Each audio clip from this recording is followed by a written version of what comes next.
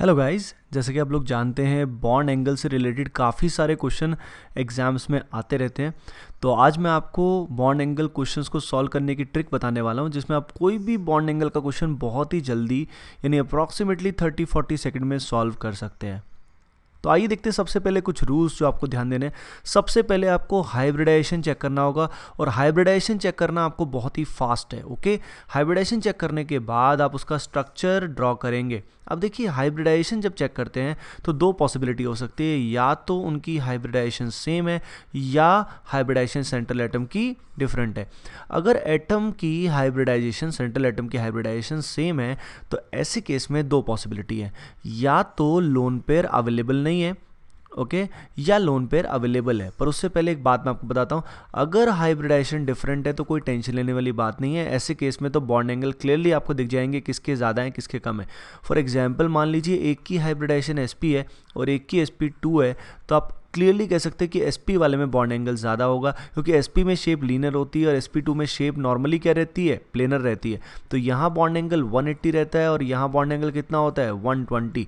यानी अगर हाइब्रिडाइजेशन अलग है तो बॉन्ड एंगल की दिक्कत ही खत्म हो रही है। हाइब्रिडाइजेशन सेम है तभी एक्चुअल में कंपैरिजन रिलेटिवली डिफिकल्ट होता है।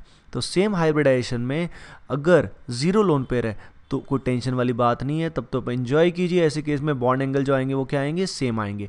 सो in case of same hybridization and having zero lone pair, then in that case bond angle are same.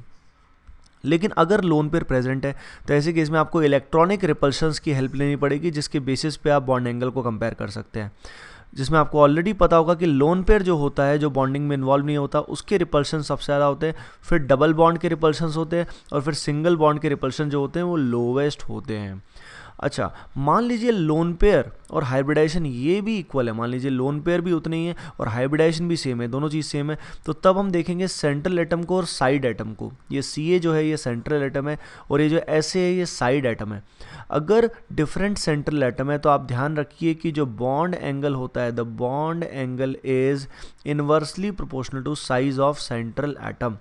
यानी सेंट्रल एटम का साइज जितना ज़्यादा होगा बॉन्ड एंगल जो होगा वो उतना ही डिक्रीज हो जाएगा। उसके बाद अगर मान लीजिए सेंट्रल एटम सेम है और साइड एटम डिफरेंट हैं, तो ऐसे केस में क्या होगा, जो बॉन्ड एंगल होगा it is directly proportional to size of side atom. बस इसमें एक एक्सेप्शन जो आपको ध्यान रखना है वो है फ्लोरीन का एग्जाम्पल, कि अगर फ्लोरीन साइड एटम आएगा तो ऐसे केस में बॉन्ड एंगल हमेशा क्या होंगे, लोवेस्ट होंगे। तो इस बात को आप ध्यान रखें कि फ्लोरीन के केस में बॉन्ड एंगल हमेशा क्या होते हैं, लोवेस्ट होते हैं। तो इन रूल्स को ध्यान रखते हुए आइए शुरू करते हैं क्वेश्चंस। सबसे पहला क्वेश्चन है BF3 BCl3, इसमें बॉन्ड एंगल को कंपेयर करना है। तो देखिए BF3 BCl3 में आप ध्यान दे सकते हैं कि यहाँ पे बोरोन की हाइब्रिडाइजेशन sp2 है और यहाँ पे जो बोरोन है इसकी हाइब्रिडाइजेशन भी sp2 है और यहाँ पे बोरोन जो होता है इसमें 3 ही वैलेंस इलेक्ट्रॉन है। तो आप देख सकते हैं कि इसके पास कोई लोन पेयर अवेलेबल नहीं होगा। तो इसका स्ट्रक्चर अगर आप ड्रॉ करेंगे तो यहाँ पे बनेगा कुछ ऐसा स्ट्रक्चर, और सिमिलरली अगर BCl3 का स्ट्रक्चर हम ड्रॉ करते हैं तो कुछ इस तरह का स्ट्रक्चर यहाँ बनेगा। और ये बॉन्ड एंगल आपको पता है दोनों ही केस में कितना आएगा, 120। तो आप समझ रहे हैं कि जब हाइब्रिडाइजेशन सेम है, लोन पेयर दोनों पे नहीं है, तो ऐसे केस में बॉन्ड एंगल सेम आएंगे। आइए देखते हैं क्वेश्चन नंबर 2। क्वेश्चन नंबर 2 में one is SO2 and another is SO3।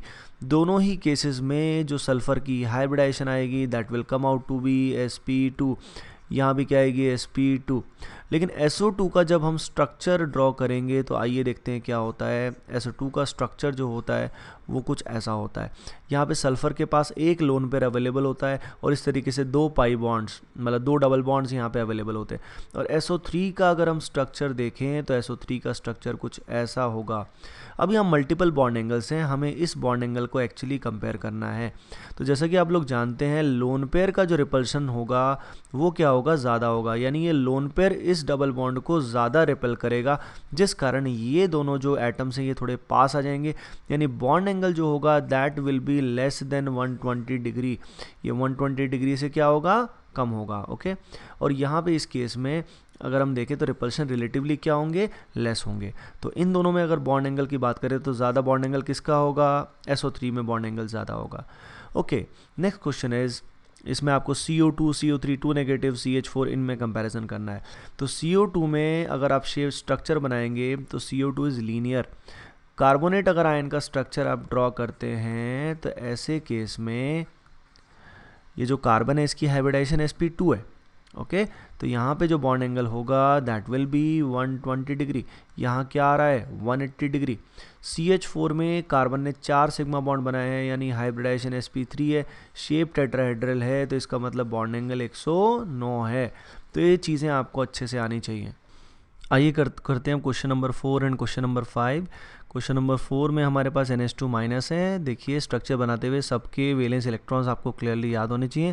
जैसे नाइट्रोजन यहाँ पे 2 बॉन्ड बना रहा है, नाइट्रोजन यहाँ पे 2 बॉन्ड बना रहा है, तो इसके 2 वैलेंस इलेक्ट्रॉन यहाँ पे इन्वॉल्व हो गए। अब क्या है, इसके पास बचे कितने, इसके पास 3 वैलेंस इलेक्ट्रॉन बचे, और नेगेटिव चार्ज का मतलब 1 इलेक्ट्रॉन इसके पास एक्स्ट्रा है, यानी NH2 नेगेटिव के पास 2 लोन पेयर यहाँ प्रेजेंट होंगे। इसके बाद NH3 में अगर हम देखें तो यहाँ पे 3 सिग्मा बॉन्ड ये हाइड्रोजन के साथ बनाएगा, तो यहाँ पे इसके 5 में से 2 इलेक्ट्रॉन यहाँ अवेलेबल होंगे, तो 1 लोन पेयर इसके पास होगा।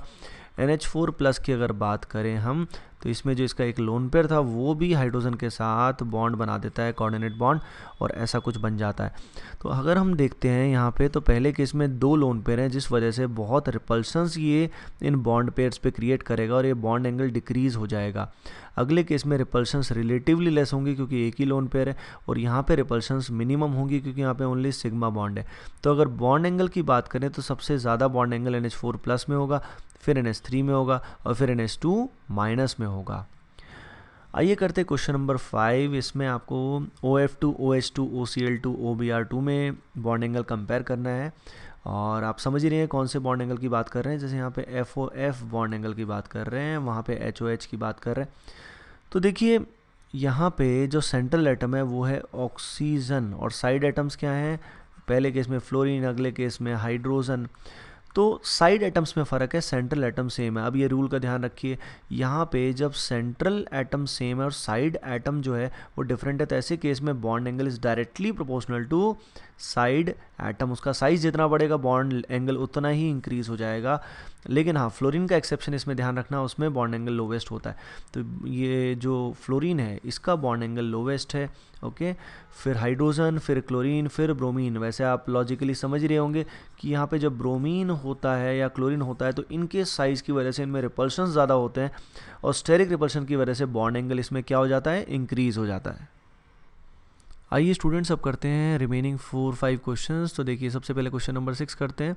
इसमें ClO4 minus, ClO3 minus and ClO2 minus के अंदर आपको बॉन्ड एंगल में कंपैरिजन करना है। तो देखिए क्लोरीन जो है इसके वैलेंस इलेक्ट्रॉन्स आपको पता है कि 7 वैलेंस इलेक्ट्रॉन होते हैं। इसके बेसिस पे अगर इसका स्ट्रक्चर हम ड्रॉ करें तो ये 3 डबल बॉन्ड O बनाएगा, और उसके अलावा O नेगेटिव यहाँ पे होगा।